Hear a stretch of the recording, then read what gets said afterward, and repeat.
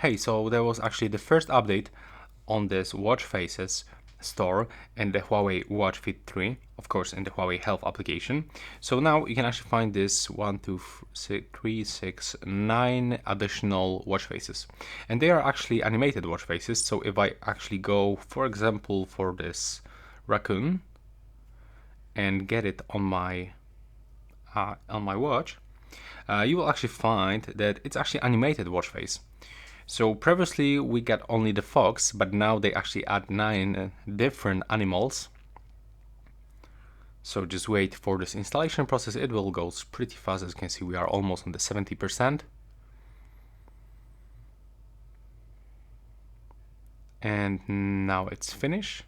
And now as you can see, there's some kind of an animation. Okay, now it even shows me like all of these animals.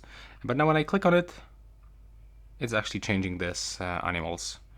So this is actually this animated watch faces they actually add. And yeah, this is actually short information for you. Right now, please subscribe to my channel.